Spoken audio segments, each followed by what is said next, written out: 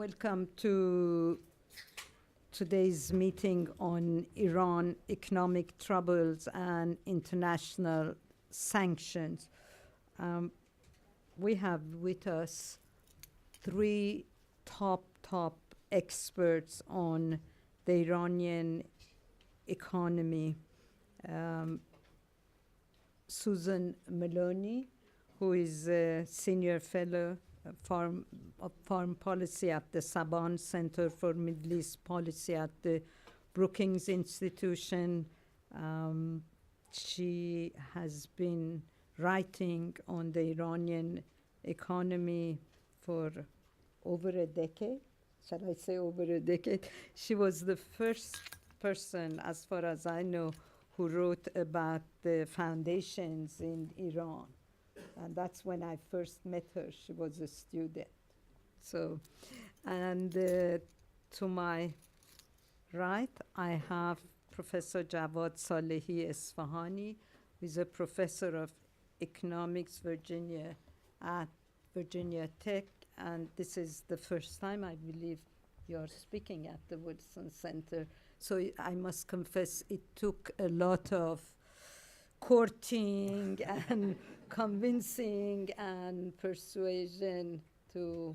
And trying many entrances. Yeah, and many entrances to get here. I'm sorry to hear that, but we are delighted to have you with it, and I hope with us, and I hope that this will be the beginning of many visits to the Wilson Center. And then to my left, I have Bijan Khajepur, who is a managing partner at Atiye International, and Bijan has spoken a number of times at the Wilson Center, and he has covered every single elections, both presidential, parliamentary, and its economic ramification for us over the years. So we distributed their their bios, so you can take a look at that. When we planned this meeting, we didn't know that as we were going to have the meeting, all sorts of interesting things were going on in Tehran. Some of you may know, some of you may not know. I'm just going to hint at it because I would like the speakers to talk about it. The Iranian rial has lost its value for between 40 and 60% in the last year. Last year is 80%. 80%. So you say I'm more conservative than you. And the government, President Ahmadinejad, gave a press conference yesterday and said he can name 22 people who are responsible for the current situation and the valuation of the rial. And he also invited people not to go and change their rials into dollars. But as always, Iran is full of unexpected events. So this morning, I believe when they tried to go after the money changers in the on Manuchehri Street, turned into a skirmishes. The half of the bazaar closed, and these are not good signs for not only the Iranian economy, but the whole situation. To explain what is going on, I'm going to turn first to Javad, then to Bijan, and turn to Suzanne to comment on what they said. Javad? Thank you very much for that generous introduction and for the invitation. Very happy to be here. I didn't plan to explain what is going on today. So we leave that to I Bijan. was going to give you a sort of an academic economic background on Iran, but the event of yesterday prompted me to revise that a little bit. So I will talk a little bit about sanctions and the macroeconomy. Then I'll do what I wanted to do, which is to give you an economic background that you will find, I hope, not too parochial and is relevant to what is going on today. That's what I'm trying to convince you.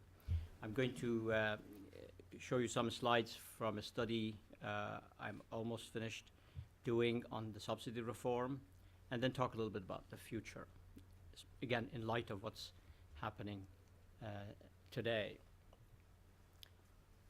So first really important question is really collapsing.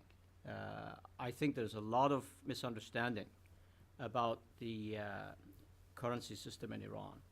People confuse this with kinds of huge devaluations that East Asian countries have seen, or Indonesia at some point, or Zimbabwe. It's nothing like that. The government, to understand that, you have to look at the multiple exchange rate regime that came into existence in last December 2011, just when the sanctions hit. I think the government was a little bit slow in understanding the importance of sanctions, because politically it wasn't clear whether you were supposed to say sanctions are serious or not serious. So a lot of officials didn't know how to behave. And you can see that actually in the trade data. Iran in 2011 reduces imports from India, and then went back in 2012 begging Indians to come and deal with them. So to understand this, you have to understand Iran has a lot of experience with sanctions. In fact, what they did immediately, open up the books from the 1980s about how to deal with a currency crisis, with a little twist. They said we're going to have a very cheap rate. It's 12,260 riyal per dollar. And then we're going to classify commodities based on priorities and give different exchange rate to everything. That is what they did in the 1980s. Two categories of commodities, 1 and 2, are food and medicine, or for category 1, they were kind of well defined, and things went relatively smoothly with that. Then they started talking about giving preferential rates to everybody else, and there's a huge list of things you could do. Iran is a very complex economy, and the multiple exchange regime that's now in existence, a lot more complicated than the one in the 1980s. So they said, well, we will look at industries, we will look at needs, and then give them different rates. And then made promises every day that they will come forward with good rates. But in the meantime, these people, a lot of importers are importing intermediate goods. It could be a little screw that makes a whole factory work. So they did not wait for the central bank to give them a little discount. They went to the free market and bought the foreign exchange they needed so they could keep their production. Just giving you an example. About 10 days ago, they said, okay, we have a plan for you guys. We're going to have a central exchange in which licensed importers and exporters are going to come and trade with each other. They were hoping that the rate would be kind of low, around 15,000, maybe 16,000, and then imports will, for these other commodities that they were, I think, a bit lazy to classify and come out. You know, every day they would add something to the list. Some minister or vice minister would say, so no, that thing is not on the list of priority 4 through 6, is in priority 8. There's a lot of confusion. So they thought everything's going to be solved by going into that exchange. Sorry, Jawad. Your screen is not, it's not on there. I'm sorry. Okay, that's right. All right. I'm sorry. Yeah, that's. So when they opened the central exchange, the exchange rate was very high. It was $26,000. There was a lot of trade there, about $181 million per day, which on an annual basis is about $66 billion. I believe, I don't really have inside information. I should make that very, very clear. I'm looking at the same things you're looking at, newspapers. I do have one advantage. I have micro data from Iran that I study, and that's the academic part that I hope to get to very quickly. So when they opened the central exchange and they saw the rate is very high there, they started moving some money they were putting into the free market. That's the market you all hear about, and put it into the central exchange. The free market, which was always a kind of a curb market, a parallel market, a secondary market, became narrower and narrower. It is my interpretation that because they moved the money all of a sudden, this rate shot up. because there were still people who were looking for that one screw they needed to get, and they didn't want to go to the central exchange, or somebody who had a medical emergency, or somebody who just thought real was becoming worthless and they needed to turn it into dollars as a speculator or doing capital flight. I think those people are going to prove wrong, because the exchange rate you see is not the exchange rate for the whole economy. Iran's average exchange rate will probably come down to about, I don't know, 16,000, 17,000 riyals per dollar. If this were the exchange rate for everything, there would be riots everywhere, all across Iran, because the price of bread, price of chicken, everything will go up. Nothing like that is happening. So you have a bit of a market that's now under a lot of tension. And I don't have information who is there and what's going to do, but it's certainly playing out big time and has created a big economic crisis for the government. So it's not a small matter. People could go run to the banks, take their money out, and I don't think President Ahmadinejad is helping by saying there are 22 people who caused this. I think he needs to come forward with a lot of good information, perhaps say what I just said. You know, you had to move money from one market into the market, so the rate shot up. Sorry, we're going to put something back in there.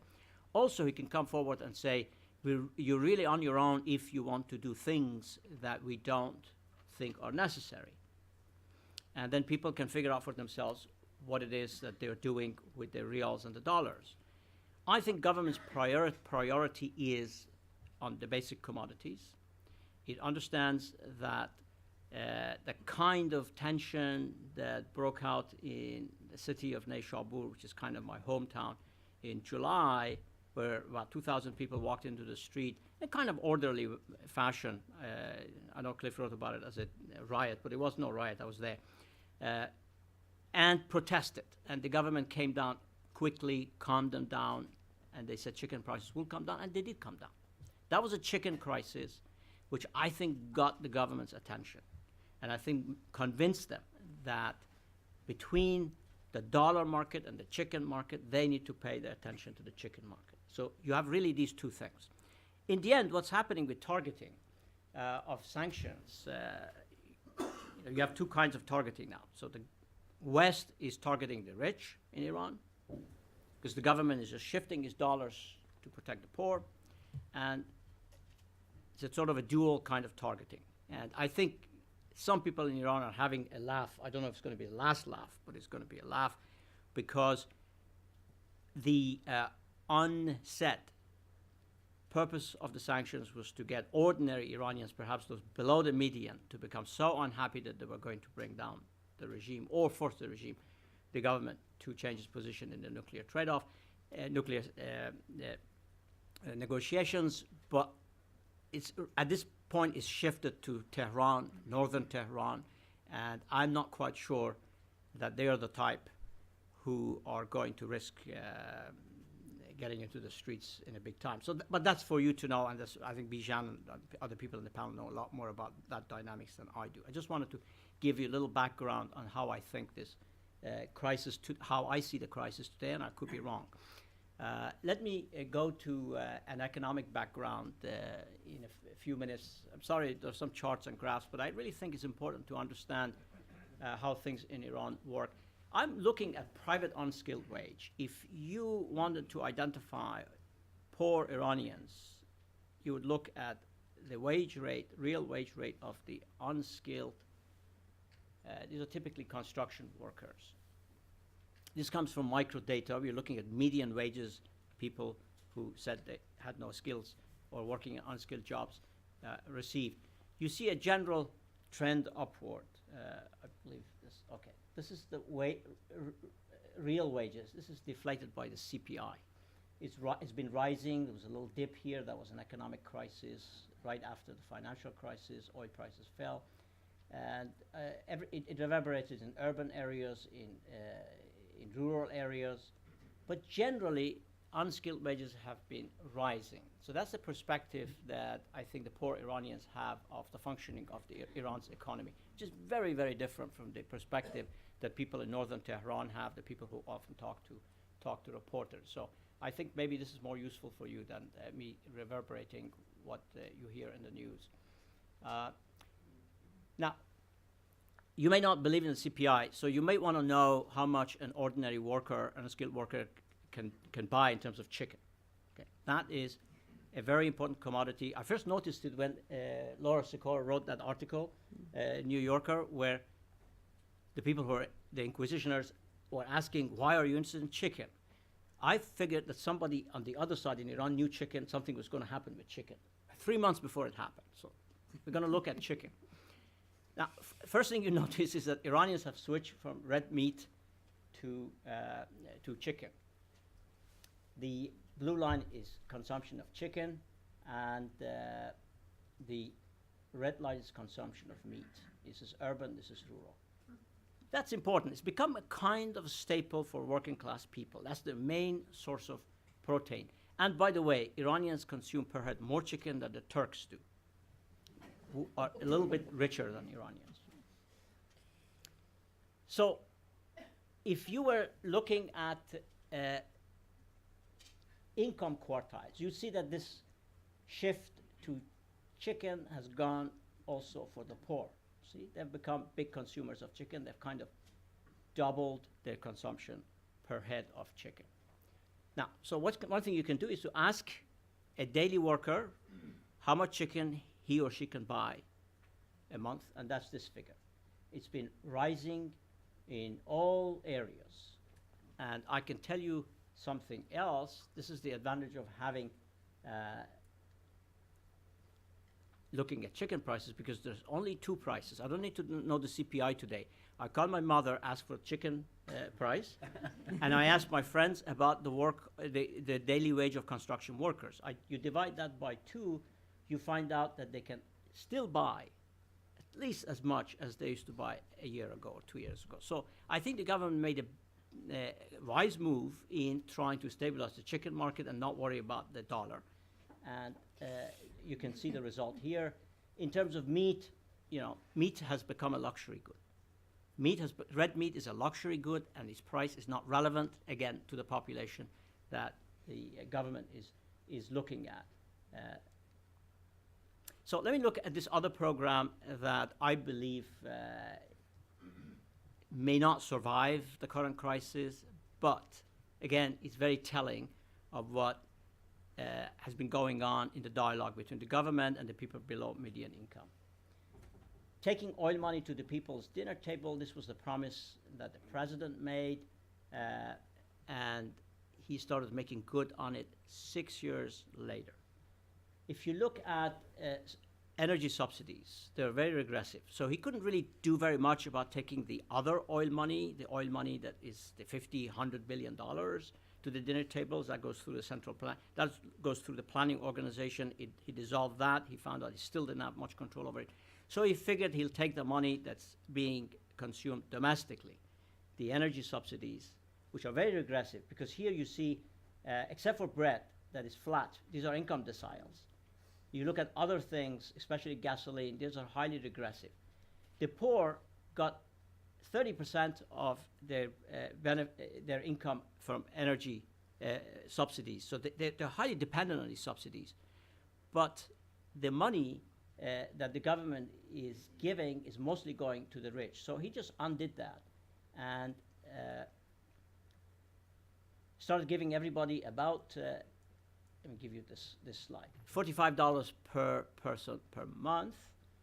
In 2010, times have changed. In 2010, this was 28% of median income and greater than the monthly expenditures of 2.8 million poor Iranians, 2 million of them in rural areas.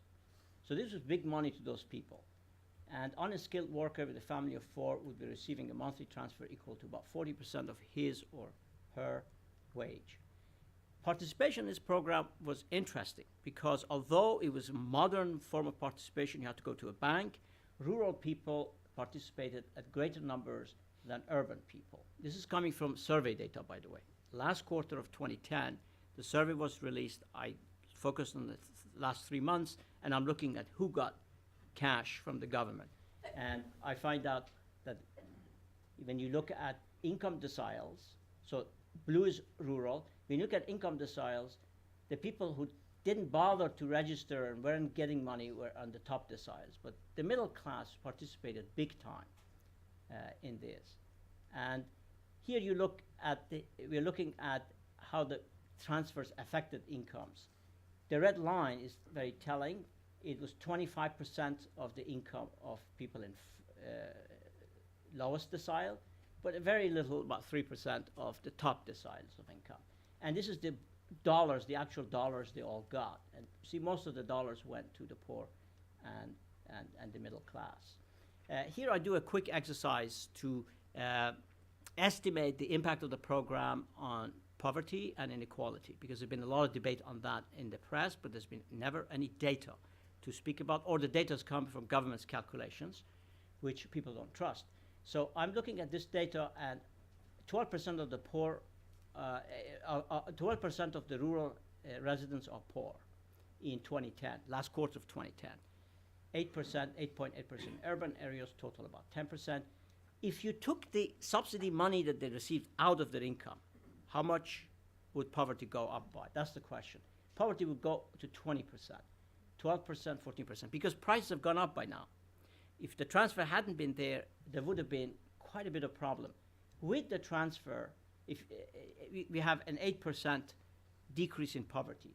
Similarly, the general entropy index, the measure of inequality that's sensitive to poor incomes, unlike the Gini, that shows a big decline, 12 percentage points. That's very big in terms of changing inequality. Iran hasn't been able to change inequality in 30 years, very much. And I suspect it's going to go back up again. But what we're talking about is that the program immediately hit people below the median income the right way. So to conclude, I'm going to talk about a little bit about this. Where do we go from here? There are two paths, I think, open, two broad paths open, and I don't think the government at this point knows which way they're going. I don't know which way they're going, but I'm sure there are people who want to take the liberal approach. This is market-reliant path. This is the path they've been on so far. This whole idea of not outlawing the free exchange market was people who were saying, let the rich go buy their dollar. Why bother them? Why go back to the 1980s? There was a lot of stuff in the press saying we don't want to go back to the 1980s. I think this strategy is under severe pressure as you read the papers today. So they may go for the other one.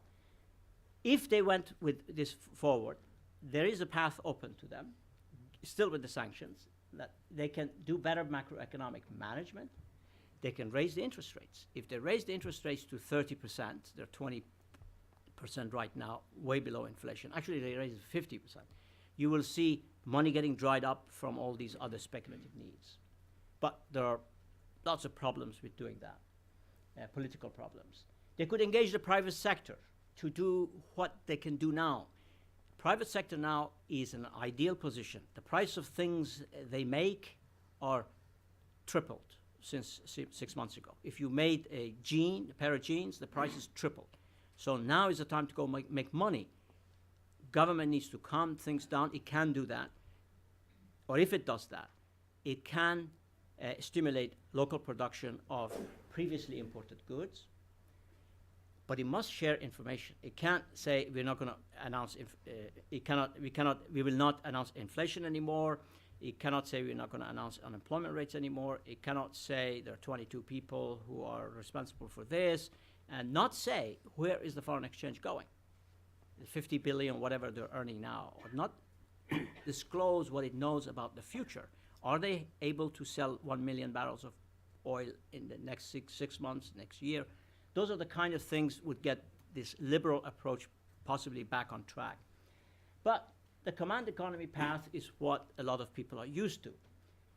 They go back to the 1980s blue books, they open them, and they will, first thing is to close this foreign exchange market, which is causing so much trouble and is giving them nothing in terms of benefits. If you want to travel abroad, you've got a problem, go underground, find your money, and don't tell the BBC about it. That's the story. Then information blackout. You don't know what the inflation rate is, go make a guess. They would move actually to administered allocation of foreign exchange and imports. You know, there was a time in Iran when you wanted a refrigerator, they would say, your refrigerator is in such and such mosque, go get it. You wouldn't go to a store because the government didn't trust the traders. The traders would get cheap exchange rate, and then turn around, either sell the good at a high price, or the money would find its way to the black market. And the solution to that is to say, we kind of receive the imports and we kind of put it there with a label that we can watch. This is all going to be very, very costly, but it is a path that's open. Government could take over failing businesses and even go to the rationing of basic goods. That's, I think, the nightmare of the middle class, and I don't know if that's what they're writing about, or that they can't buy dollars to go to Turkey for a vacation. Thank you very much. Thank you. Thank you, Javad. They can always go to Dubai. Bijan, do you need I have to go that way, Okay. or I can use the. I can just put it on. Actually, this worked from there too. Yeah.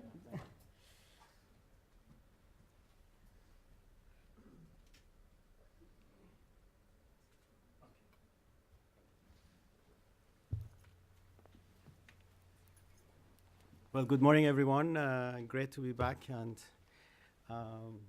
I think it's a continuation of the discussion that Javad started, and I agree with most of the things. But basically, I'll start with the only problem is I want to see the screen. Can we, Okay. Javad, can Sure, we sure. change Yeah. seats? Sorry for that.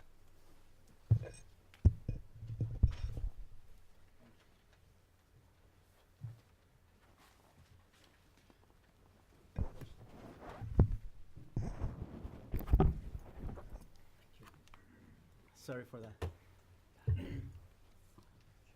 transaction?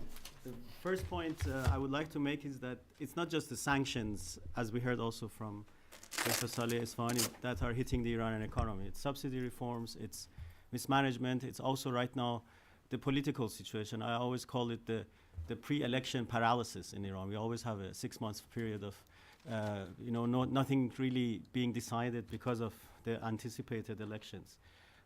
We have a number of negative phenomena growing: inflation, unemployment, low capital formation. These are all negative phenomena that are undermining the economic developments. But different sectors, and I will try to show that in 2-3 different sectors, are reacting differently to the sanction. It's not a blanket impact of sanctions or of the economic conditions. I will go through some of the sectors, especially the petroleum sector, trade, and also industry. I think there are interesting developments. I mentioned the political element. I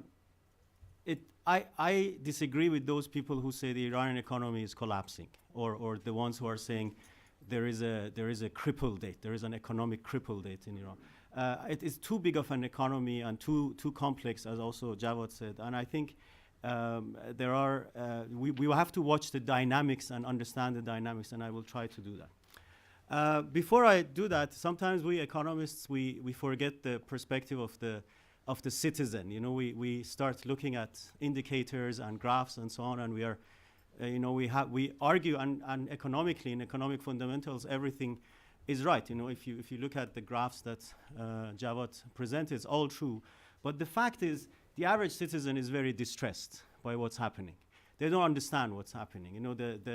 The devaluation of the real is just one phenomenon. Inflation, purchasing power. The chicken index, I think, is very important to watch in Iran.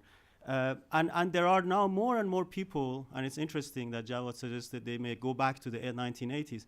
People are being reminded of the Iran-Iraq war, of the situation during the 80s when we had these rationings and difficulties and government involvement at all levels. I do believe that popular anger will go into sporadic unrest. We already have a lot of blogosphere protests. If you just need to read any article on the situation of the economy and then read the comments underneath, and you see how the people are feeling about the situation.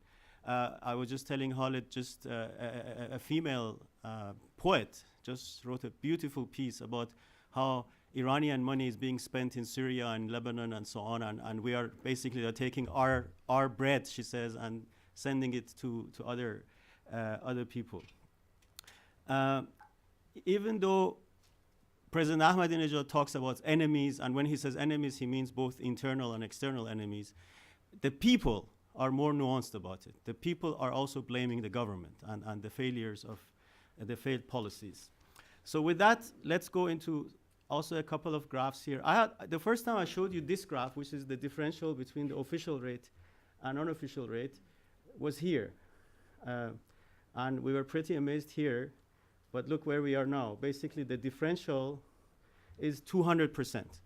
And I agree. I mean, I don't want to repeat. This is a multi-tiered system. But still, the fact is that this differential creates black market opportunities. And one of the problems right now in Iran is that people who have access to this exchange rate can sell it at that exchange rate. And for some companies, it's easier to sell their dollars than to work and do anything else. I mean, it's just more lucrative.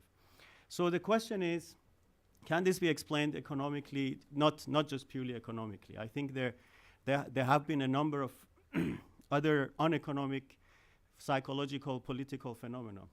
But one thing that also Jawad explained, there has been a major shift in financial flows, both because of government policy, because of these sort of categories of imports they have created. So if you're in certain categories, you don't get official exchange anymore, the official exchange rate anymore. So you have to go and get the needed funds from other sources, including the unofficial market. But there is also even some industries, some companies who can get access to government money. Their clients or the companies who supply them in Europe or in Asia, they say, we don't want a letter of credit from Bank Sadarat or Bank Tijarat because they're on the sanctions list. So they don't have a choice. They have to go through the more expensive, more cumbersome system of the black market. And then the enormous growth in the money supply. We should not underestimate that. The money supply in Iran has grown 7-fold in 7 years. And all economists know this is a problem. It creates inflationary pressures and other pressures. I will explain later that, but not all is bad. I think some of it was also explained by Jawad, but I will also come back.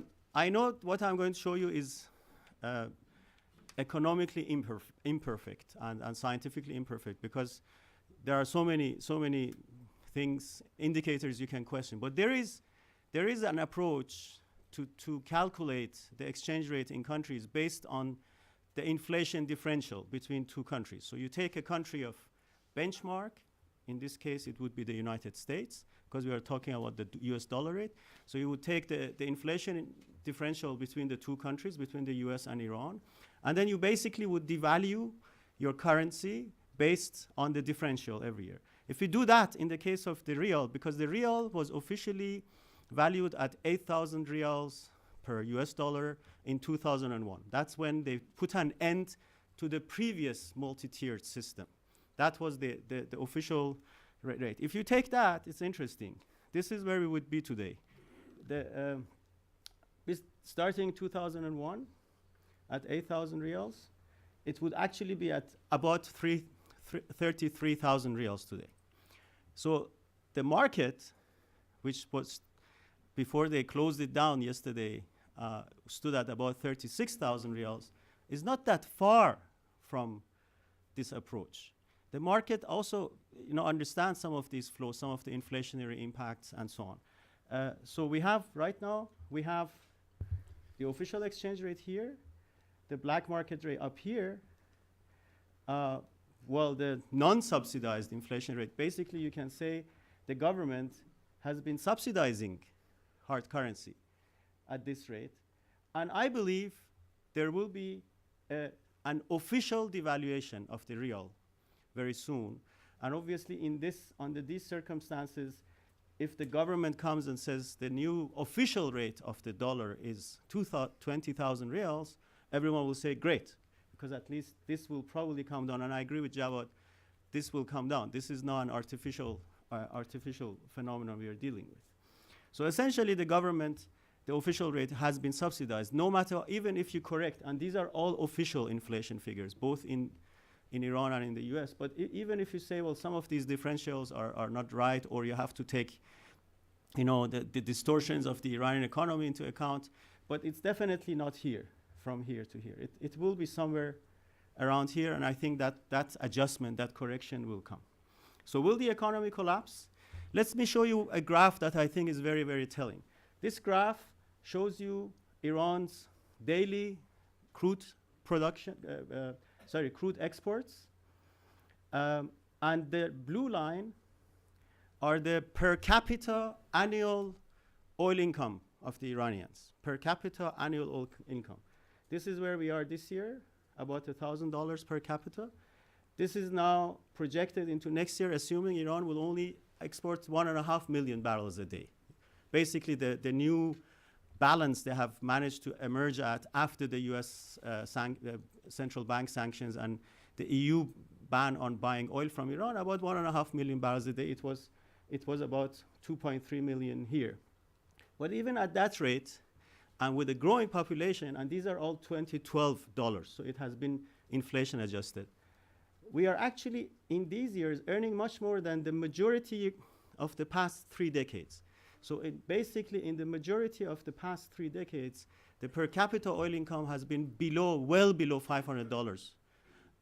And now we are, even with the sanctions, at something like $700 to $750. Will this economy collapse? I doubt it. It didn't collapse here. Look, these are the low points. These are the low points, and it didn't collapse.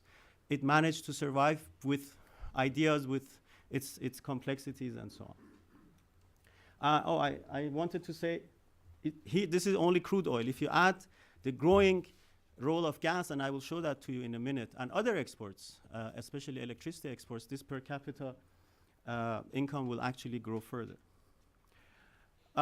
Let's talk about the impact of the sanctions and the situation on trade, and then basically the dynamics of it.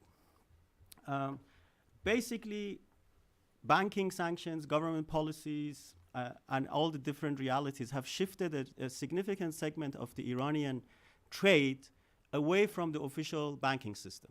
As I said, even those who have access to the banking system face difficulties because of the banking sanctions.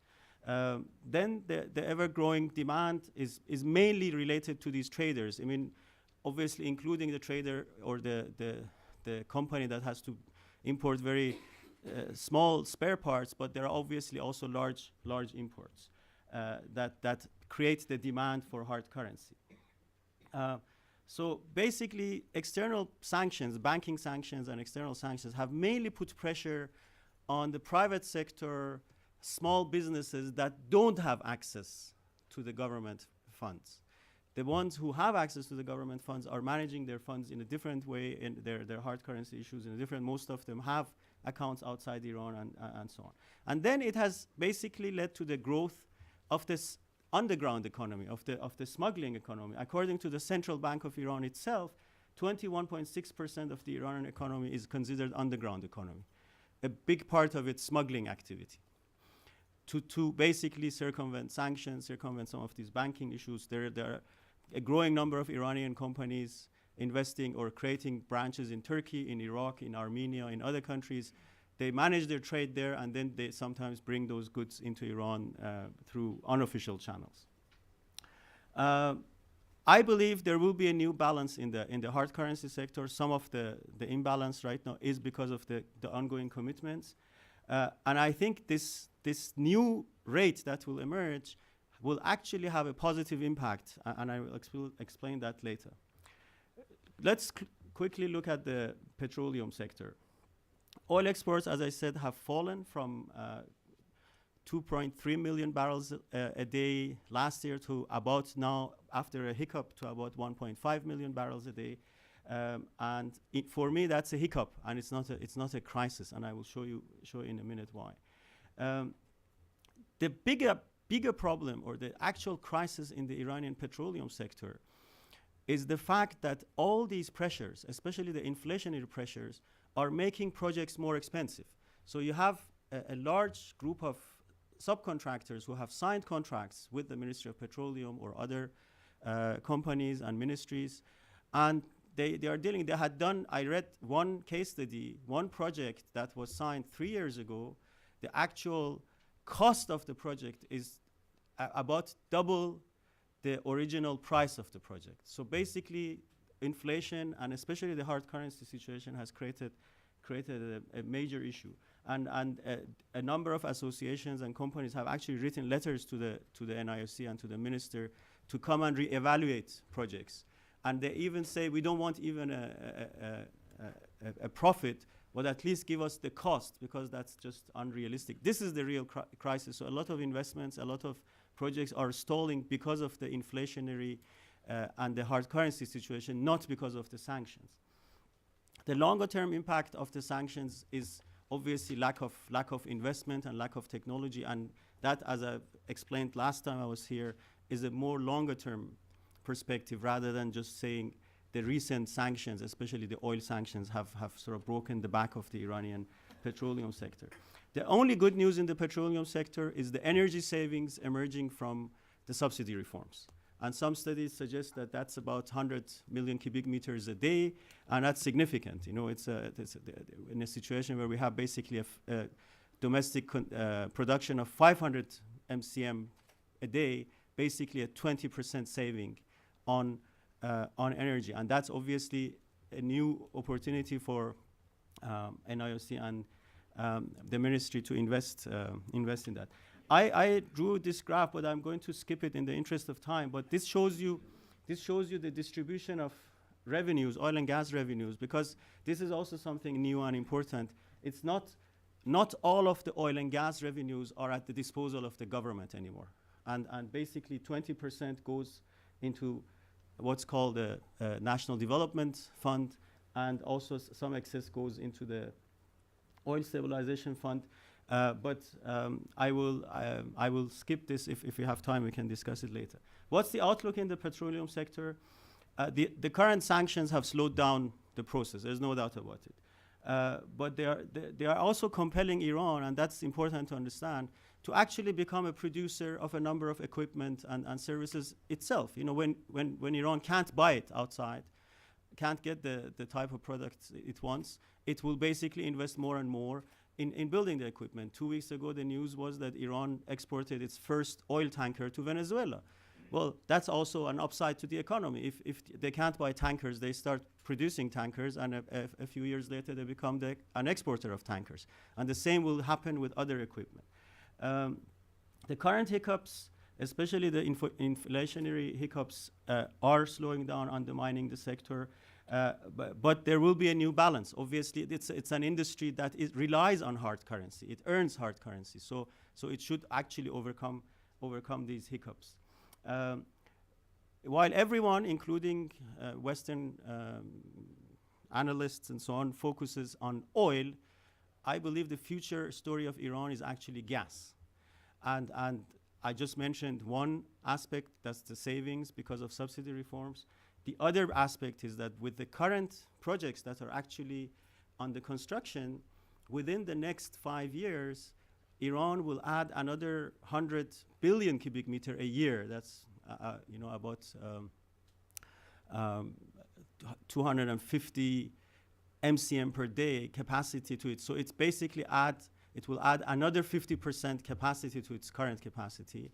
And that gas has value. You can translate it into electricity, into gas-based products, and export those products. So there is an upside that will emerge, and for most of these projects, they have already imported the equipment. It's basically in the process of finalizing. Obviously, the inflationary impacts may slow down some of these projects, but they are happening. The additional gas capacity, as I said, will create an economic impetus along the subsidy reforms. But all of these phenomena, growing gas capacity, subsidy reforms, the developments have made the oil and gas sector much bigger than it was before in monetary terms. And that obviously leads to greater political bargaining over the sector.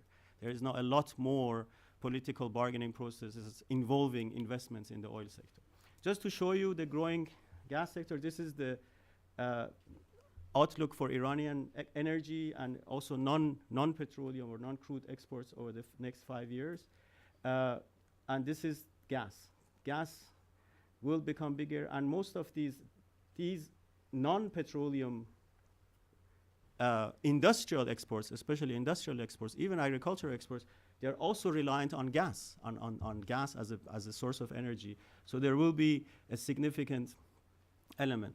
Javad talked about the subsidies, the Iranian industry.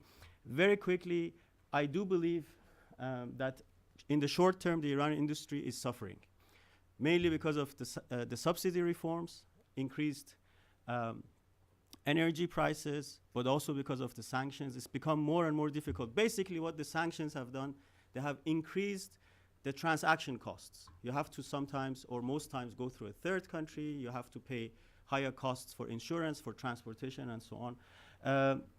We did a study recently with Iranian managers, and 80% of them actually said that the sanctions are the main obstacles to them doing business. And this is private sector industry. Even the big public sector companies or the larger companies are suffering, some of them even having to shut down some of their capacity. The automotive sector is down about between 35 to 40% in terms of capacity, and mainly because they cannot secure the parts that they need, especially from Western companies. The industry is campaigning for more support. As a part of the subsidy reforms, the government was supposed to give grants to the industry. Some of these grants haven't been paid. So there is an interaction. But the fact is, as Javad said, now that we have a new equilibrium in the exchange rate system, imports are becoming more expensive. That means domestic producers have a bigger opportunity in the domestic market. And for most of the Iranian industries, that's very key. In fact, that was the main complaint, that because of cheap imports from Asia, they could not compete domestically. And then exports will become cheaper. Iranian exports will become more competitive. So there are ways that the Iranian industry will benefit, but obviously we have to go through this hiccup period. I will skip this. You can go and read the World Bank report. I just need 2 more minutes. But also the World Bank report says that the Iranian industry will struggle to adjust to new realities. And this is exactly what I think. We have a 2 to 3 year adjustment period, and there will be a lot of problems in that phase. Subsidy reforms, for me, a major disaster in socioeconomic terms. The inflationary impact, the purchasing power impact, and so on. But there is an upside again, the energy savings. And if you take those energy savings and multiply them by the price that we are selling gas to Turkey, that's $12 billion a year. So we talk about all the negative. That's why I started with the citizen. The citizen is suffering, but the macroeconomy could potentially actually benefit from what's happening. This is a graph I produced based on a study, but I think it's important to understand. The Iranian managers right now identify 4 irritants: sanctions, subsidy reforms, corruption, and the exchange rate situation. These are the 4 main irritants for operating in the Iranian economy right now. And then the question is, there are also 4 players: the government, semi-government, these are the foundations, military organizations, etc., businesses, private businesses, and the society as a whole. And the question is, who is benefiting, or who is at disadvantage because of these 4 things? If you look at it, the one player, society, which is mainly suffering is from all of them is the society, because of inflation, because of mismanagement issues, and so on, allocations of also exchange rate, as I said, is a distressing factor. Semi-government, Revolutionary Guards, so on, they're mainly benefiting with the exception of subsidy reforms, because they also have to pay the higher energy bill. But from everything else, they're benefiting. They have the market to themselves. They don't have that much competition. They have access to hard currency. They have access to projects, and so on. Government is not happy about the sanctions, especially not being able to sell as much oil as it used to be. But in everything else, the government is benefiting. The upside of the subsidy reforms, as I said, potentially $12 billion upside in energy, corruption, and also exchange rates. Government can also sell some of its own exchange rate, some of its own dollars, if at the higher exchange rate, if it needs to. So it's basically the society that's suffering. So the economy is going to continue to suffer from all of these. Don't just focus on sanctions, subsidy reforms, political situation mismanagement. Official inflation stands at 23%. It will go higher because of the hard currency situation and the subsidy reforms. The decline in oil revenue, as I said, is a short-term, will create short-term pressures, but there will be a new balance. As I said, it's a hard currency industry. It's not going to suffer as much. Trade patterns will change. Iran is becoming more self-reliant. We heard about the economy of resistance, but it will focus more on countries that are trading with Iran, China, India, Turkey, and it will basically cut down trade with Europe. I believe there will be a official devaluation of the rial, and I think they will choose the market-reliant approach in the two choices that Jawad presented. Export and import patterns will change, and it could benefit some of the players. But to end on a political, semi-political note, I believe that the economic players in Iran, business groups, Chamber of Commerce, and so on, including some of the semi-governmental businesses, they are actually lobbying for a de-escalation in political terms because they are, as you also said, they are also suffering. Thank you very much. Thank you, Bijan. Okay, two tours de force now. Suzanne. Thank you very much, Hale, and I am very honored to be here and have any role in a discussion that features Dr. Jawad Salehi-Isfahani and Dr. Bijan Khajapour, two individuals from whom I've learned immensely over the years and whose work and writing on this subject I think sets the standard for anyone who looks at the Iranian economy. Let me caveat anything that I have to say here by noting, of course, that I am not an economist, as my two fellow panelists are. I am a policy analyst here in Washington who focuses on the political economy, which is to say that I try to understand and interpret political trends and actors, economic trends and actors in Iran and their implications for the political developments and the role of Iran in the world. In that sense, what I wanted to try to do was bring these very incredibly data-rich and incredibly analytical presentations back to a discussion, back to the terms of the discussion that dominates the debate here in Washington, and back to what I think are the sort of basic questions of all those of us who watch Iran, who care about the future of Iran, are faced with today, which is, number one, what impact are the current developments in the economy having on the domestic political sphere within Iran? What is the likely impact on the nuclear negotiations? And are we, as there are certainly some suggesting already today, seeing the earliest phases of a political movement which could in fact challenge the state? I will not try to give any answers to those questions in the few minutes that I have available to me, but I wanted to at least draw just a couple of broad points about what I think are some of the political implications for Iran and some of the political implications of these trends and developments for the U.S. and the nuclear standoff. First, I think, and it came out in both presentations, and particularly in Dr. Salehi-Isfahani's, what I think we're seeing as a result of these sanctions and the deterioration of the economy in Iran is an intensification of trends that have been underway for at least 20 years and probably longer, which is to say that we have a regime, and it came through in Dr. Salehi-Isfahani's reference to the chicken crisis this summer, which is something that a lot of us spent a lot of time looking at, and frankly, a lot of people in Iran spent a lot of time dealing with, as he suggested.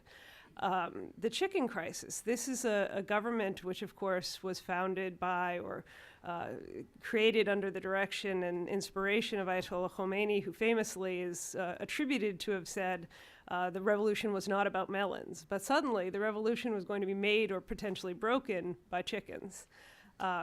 It's worth noting, of course, that the government, in fact, managed that crisis, perhaps not skillfully, perhaps not perfectly, but with greater efficacy than certainly a lot of the media reports that were focused on the issue initially and the chicken riots might have initially indicated.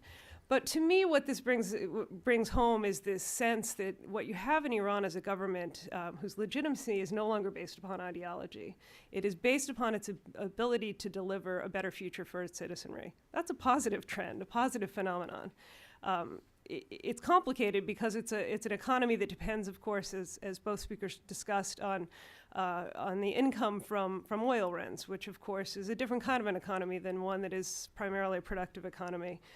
And so there's a kind of a distributive function. Iranians look to their government for goods rather than looking for the sort of development and innovation that and enabling environment. But what we have is really the start of a government which has real expectations, or a start of a social contract, which is really based on a kind of performance legitimacy. And I think that is an incredibly positive development.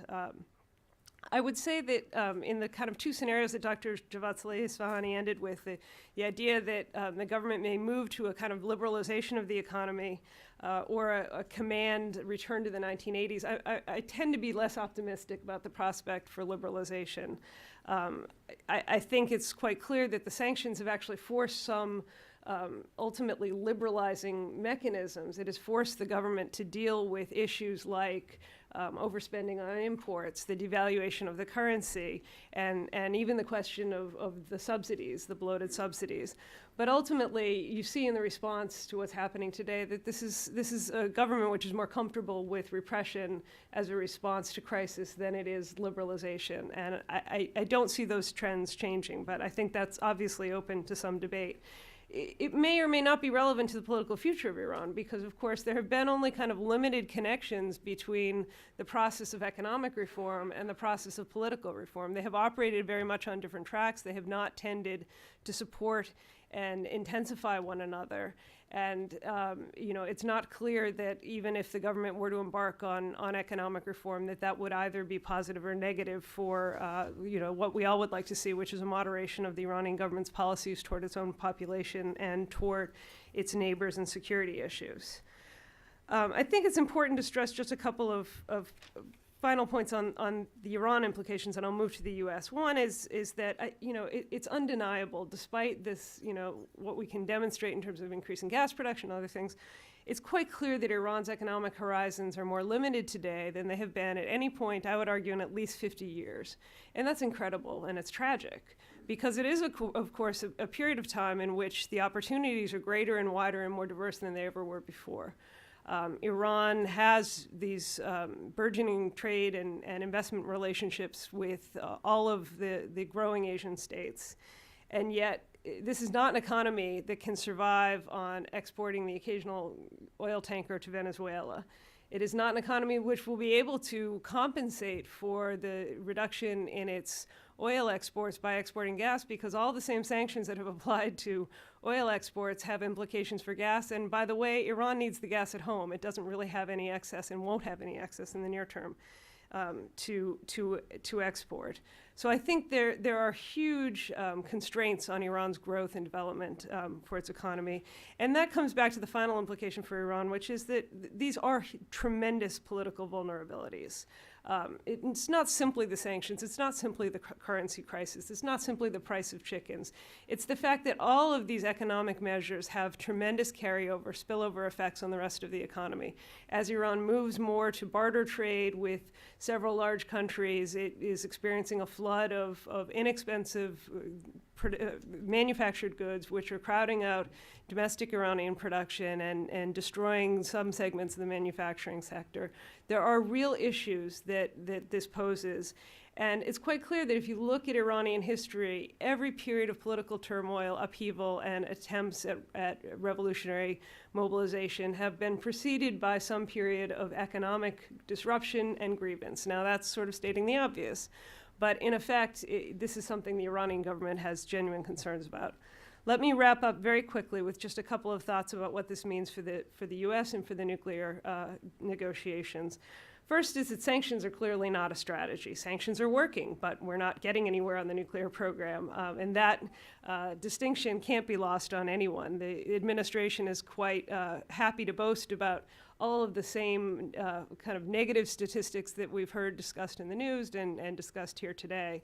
But ultimately, sanctions may actually complicate the negotiating process for a variety of reasons, because they tend to entrench a sense among the Iranian leadership that the only imperative of the international community is to collapse the economy and to thereby end the regime.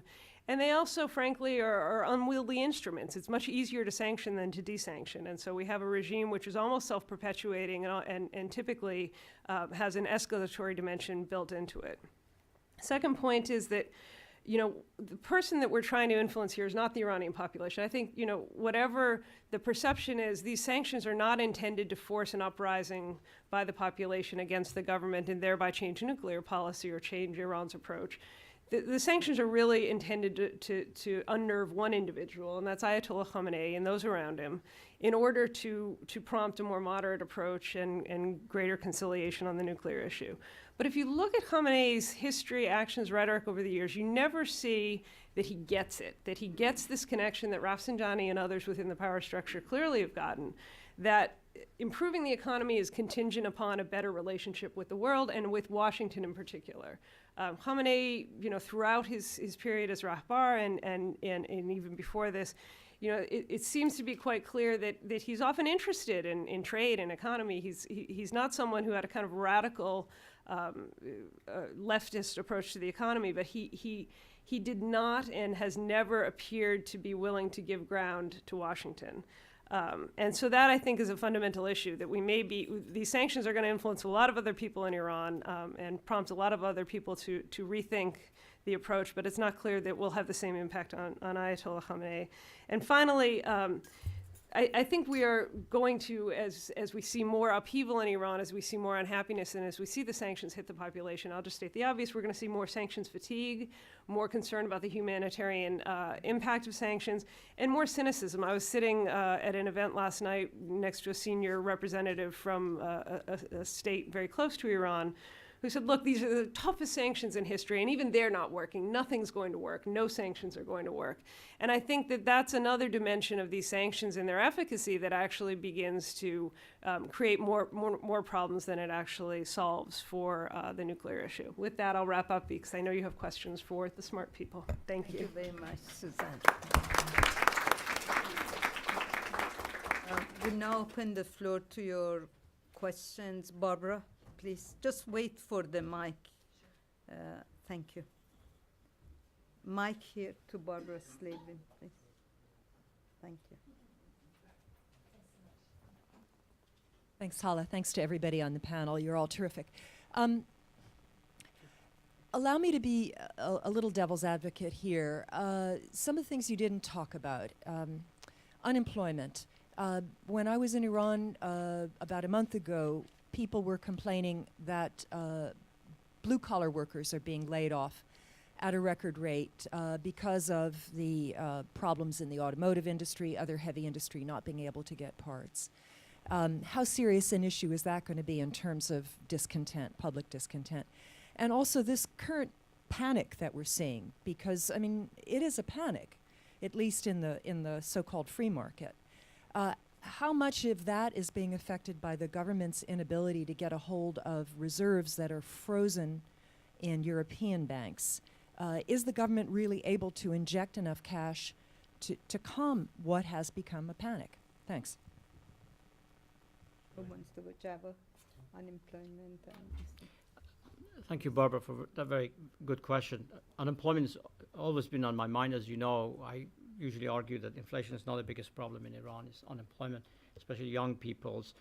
I guess worrying thing about the 1980s model is that unemployment was very high, and they survived it. If the government can deliver the basic commodities, you may find that people hang on to jobs. You know, the government will allow some of these people to stay at work without really working. I do think that Iran has changed, that people really want jobs, and people are not in a war situation like in the 1980s, so the expectations are much, much higher. There's almost a million young people who sit for an exam to enter a master's degree in Iran. That's a remarkable thing. and there are very limited spaces. So there's a lot of people are trying to get education, get jobs, and so I think you're right that that is going to be probably a more significant issue than than the exchange rate. About the exchange rate itself, there's so much uncertainty about the future, about oil revenues, that even if the government had maybe, I don't know, $20 billion on frozen somewhere, and were to throw it into that market, people gobble it up. And they would say, well, they probably run out by now, so let's go buy some more.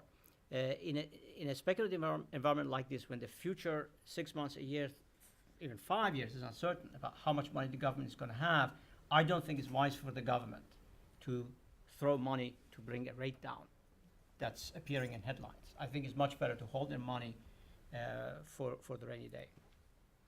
Suzanne, you want to add something there? Bijan, you want to I add? just I mentioned it that industries are losing capacity and have to make people redundant, and it's sad.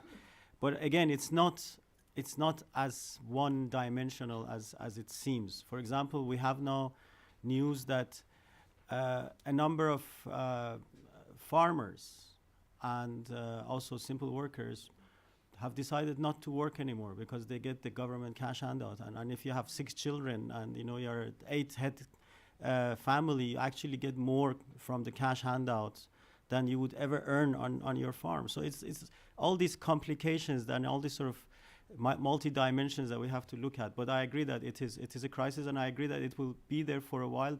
1, because of the current situation. 2, because of demography. We are not going to get rid of unemployment in Iran because of demography. We have 45 people in the overflow, so I'll take their questions too. So, question from the overflow. Do you think sanctions are intended to precipitate a balance of payments crisis, and will it happen? How much does Iran have in foreign reserves? I can go. Huh? Bijan, go. You go. Well, officially, Iran has about $100 billion in foreign reserves, and I forgot to answer Barbara's second question as well. I mean, I don't think it's a financial problem.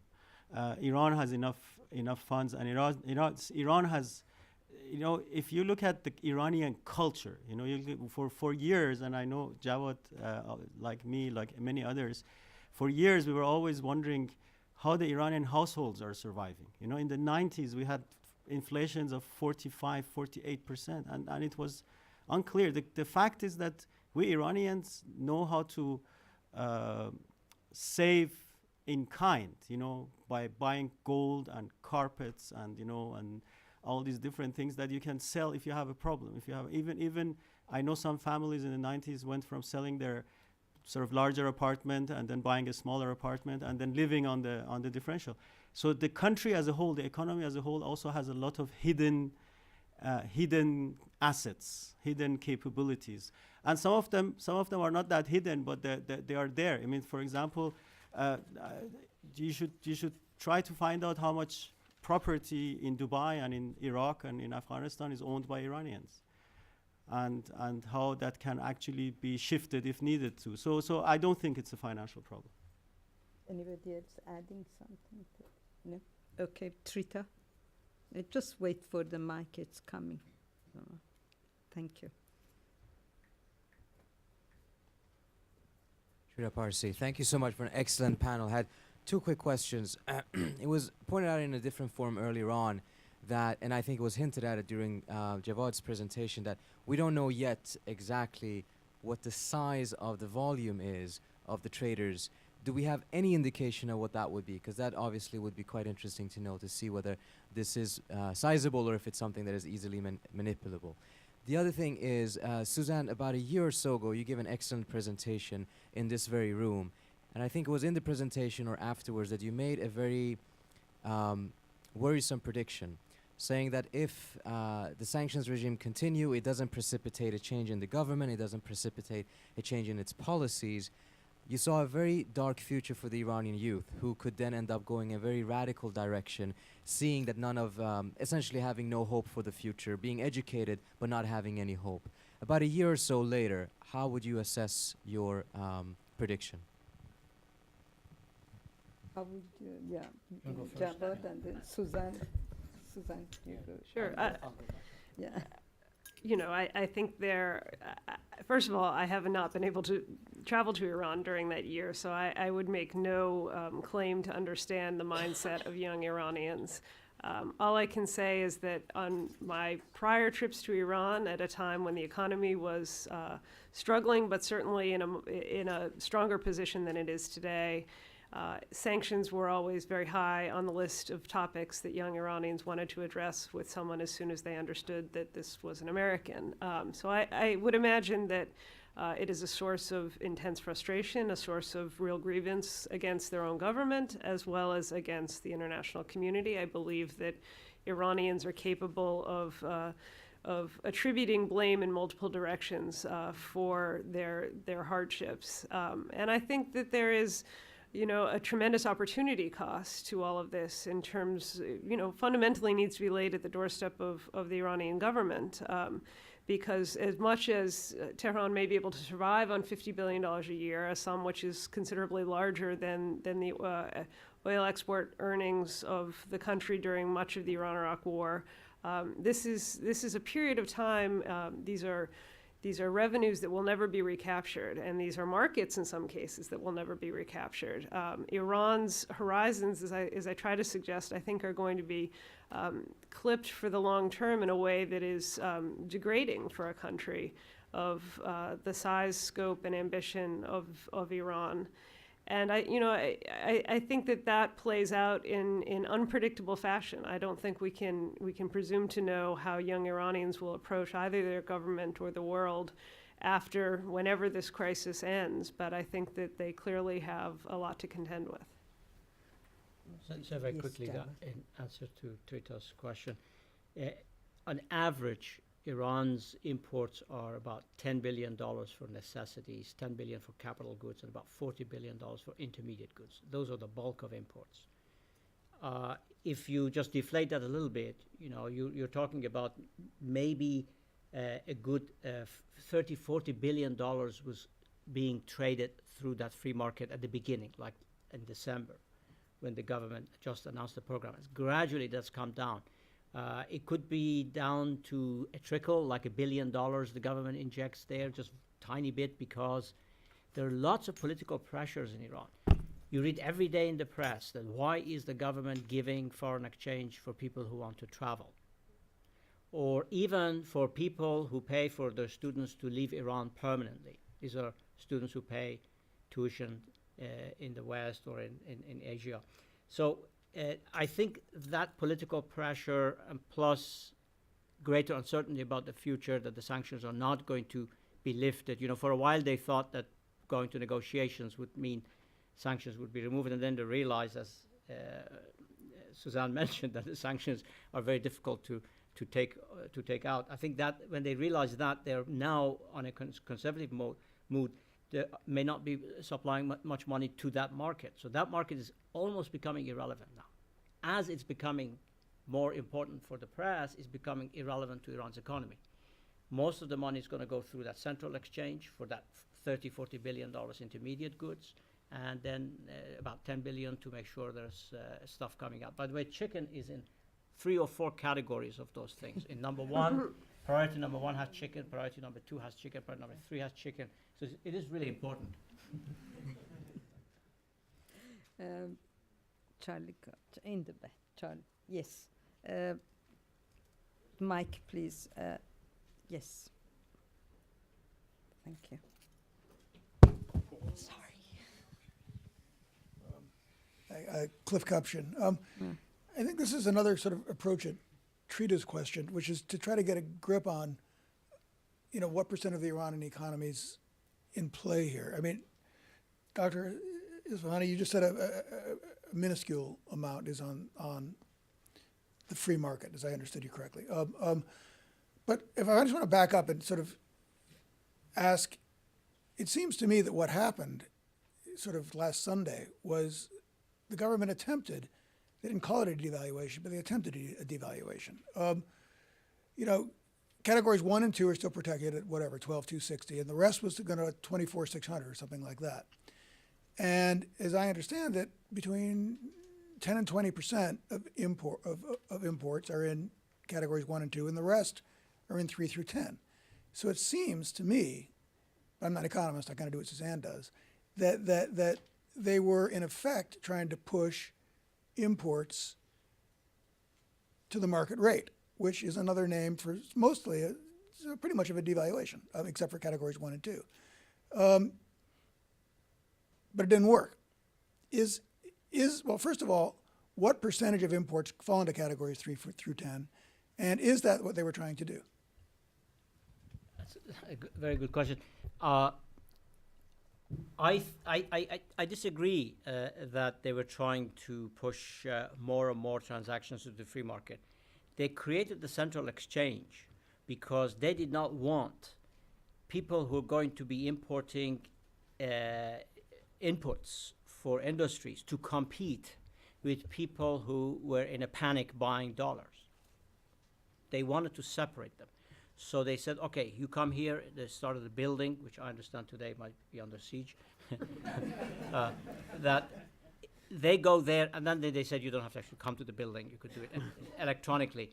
You will only license people. There's a lot of importers who have licenses to export and licenses to import. They come there and they trade, and then the government throws in some money in there. I don't know how much money they're putting in there. My hunch is, since nothing else happened to explain this sharp rise in real in the free market, that the government just pulled the money it was putting there because people were saying, don't give those guys any money because they don't do anything for us. If they want to leave, take the money out, they find whoever is willing to give them the dollars. But none of the government's money should go there. I think that was more the logic. But I'm not privy to the discussions. I'm just inferring from a sharp rise that had no obvious other explanation that the money to that market had dried up. So the government is not really devaluing. It's multiple exchange rate means you don't really ever have to devalue. You can keep that 12, 10. You know, Iran had for decades exchange rate of 70 riyals to the dollar. And nobody complained. Nobody said devalue because all the other exchange was going at different rates. And I think that's where we are at. But I don't know about the numbers, which is the last part of your question. I really don't know what percentages are. Yeah, sure. I just want to add one thing. Trying to find out what the size of the non-governmental trade is also complicated by the fact that a lot of Iranian traders are moving to, generate export opportunities and then use the export earnings, the hard currency earnings, to import. So they don't need hard currency for their imports. They basically buy up an Iranian good, and I know a lot of importers who are doing that. It's a new form of barter trade, and which again we had a lot in the 80s. But basically they find a commodity that they can export, and now with the new exchange rate, it's become more feasible to export. So they export, they generate hard currency, and then they use the same hard currency outside Iran, also circumventing some of the banking sanctions, to import the goods that they need. So the size is not determined by the demand that you will see on this market. The size can be actually much larger, and is much larger. Okay. A question from the overflow. It's addressed to Bijan, but Suzanne and Javad can chip in too. Can you describe the domestic LNG market, if any, in Iran, and opportunities for growth? Oh, there is no LNG. For those who don't know, LNG is liquefied natural gas. It's a fuel form of gas. There is no LNG market in Iran. There is no LNG production in Iran. This is one of the consequences of the sanctions, that Iran did not get the technology it needed. They had 4 LNG projects, but all of them, with the exception of one, are basically closed down. Obviously, there is opportunity because the gas is there, but this is not something that Iran has in its strategic plans now. Okay. To Suzanne, don't you think the role of oil in Iran's economy is overstated based on an IMF report, which I don't know anything about? I guess it's important to caveat that Iran is not, it's not Saudi Arabia, it's not the UAE or Qatar. It has always had a diversified economy, and it continues to have a diversified economy. But in terms of foreign exchange, in terms of trade relationships, and in terms, frankly, of Iran's weight and leverage in the international economy, but also in its diplomacy, oil is essential. And particularly at a moment when the price is relatively high, and Iran has come through at least a decade of epic revenues with relatively little to show for it. I think that this is going to be considered a period in which Iran lost tremendous opportunities. Okay. Yes, please, and then, yeah. Can you wait for the mic, please? Hi, Raymond Barrett. Would you be able to maybe expand a bit on Iran's trade with India as regards oil, and there was a talk about sort of part payment in, say, rupees, and if you could maybe just kind of expand on the future of that, and whether or not this might be a trend that we might see with other economies, China as well. There is a related question also here. How will the current crisis between Iran and Turkey affect their trade? And what about the gas trade? So India, Turkey, oil trade. No? India is actually the only country with whom Iran had a treaty before this whole thing, that both businesses, Indian businesses and also Iranian businesses, could actually trade in their local currencies in the other country.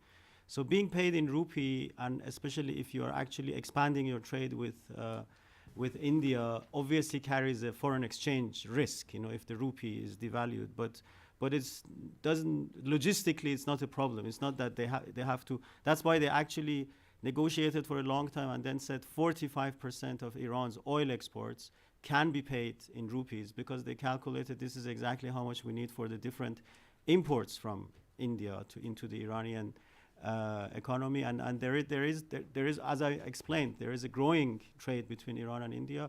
And Iran will eventually basically mainly focus on those countries who are buying Iranian oil or Iranian gas and Iranian products. So you can be sure that it will expand both with China, India, but also in the case of Turkey to come back to those questions. Yes? And is it a case of, are those rupees actually paid really in cash? No, they are kept. They are kept in an account in India. They are kept, I think, with the State Bank of India, and then they are paid towards Indian companies from where Iran buys things. So it's not a cash transfer. No more. I'm No, sorry, okay. no follow. But Turkey is obviously now the major importer of Iranian gas, and I disagree with Susan, who says gas is not going to be that important. Turkey is going to happily buy gas from Iran, and it's going to ignore U.S. pressure not to buy gas from Iran, because the only other alternative is Russia. So would you like Turkey to become more dependent on Russia or continue buying gas from Iran? The other fact is, within the next few months, the pipeline, Iran-Pakistan pipeline, will be at the Iran-Pakistani border. And I'm not a Pakistan expert, but it would be extremely difficult to believe that the Pakistanis would have gas on their border and say, no, we don't want it. They have such an energy shortage, and they are going to buy that gas, and I think the Russians have already agreed to invest in the pipeline inside Pakistan. Iran will sell gas and will become more and more a gas exporter, but more importantly than gas itself, Iran is investing in gas-based industries. So 5 years down the line, 10 years down the line, Iran will become a major producer of cement. It's already the 5th largest cement producer in the world, major producer of aluminium. These are all commodities that require a lot of energy, especially in the form of gas. Steel, and there are already Indian and other investors who are investing in these plants in Iran. So I would not discount the significance of gas and gas-based industries. Iran-Turkey relations, this question has been there for so many decades now. There are always hiccups in the relationship, but these two are so mutually dependent right now. Turkey is dependent on energy imports from Iran, both in oil and gas. Iran is dependent in so many ways on Turkish traders, on transit through Turkey because of the transport sanctions. On shipping, a lot of the imports are coming on trucks through Turkey. So I don't think the hiccup in Syria is going to sort of undermine the relationship very strongly. Suzanne, you want to add something? I would just, I guess, clarify that I agree with Bijan that gas is very important to the Iranian economy and will grow in importance. And Iran, in many respects, because of the sanctions and because of its own difficulty in launching projects in a timely fashion, has somewhat unexpectedly become a kind of unique experiment in the intense and rapid gasification of an economy. And I think that actually could rebound to Iran's benefit in the long term. But in terms of export markets, particularly with the growing availability of unconventional gas supplies, Iran is very much going to be a minor player, is a minor player and will stay one for the future. Java, anything to last question here? Yes, please. Just wait for the mic. Al Beagle. I'm a lecturer on Middle East issues. I was wondering about the composite of external and internal pressures, of course, economic, the real, the devaluations, and all the host of external pressures on Iranian nationalism throughout the various sectors. The Green Movement we know is crushed, but how do the Iranian people, who are they blaming? Are they blaming the government, or are they blaming specific external elements for the crisis that they're in? In other words, can you sort of give a feel for that particular approach? I could hazard a guess. You know, I don't like to talk about Iranian people as one category. They're very different people in Iran. If you break it down, there are people in Iran who blame the West. These are the people who, as Romney said, you know, they take stuff from the government, so they're grateful. Then there are people whose social life is being transformed by the restrictions that the government has brought, and they blame the government for everything. And they see conspiracies everywhere. There's a conspiracy theory, for example, the reason why the real is so high is because Ahmadinejad is trying to pocket the money and pay his people for the election. I don't believe that, but that's what they're saying, that 35,000 reals to the dollar is a scheme for him to get, or his cronies to get rich in reals. I think the important thing is that even though perhaps the government is now receiving most of the blame for what is wrong inside Iran, I think that's almost a fact. That the government hopes that as time passes, it will shift its role from the culprit to the savior. That it would be pointing out to the sanctions are doing this, and we are offering this solution. This is happening, so we did this. And with all this kind of substitutions, it will eventually emerge as a problem solver, as opposed to a government who caused all these problems. I think that's their hope. And there is a danger for the West that actually that will happen, that gradually people will start blaming the West for their problems. Whereas until now, I think everybody would agree that everybody in Iran complains about the government and Ahmadinejad. And No, I agree with John. Thank you. I'm afraid we have run out of time. I know, Faride, I'm so sorry I didn't see you earlier, but we have run out of time. Please join me in thanking the speaker.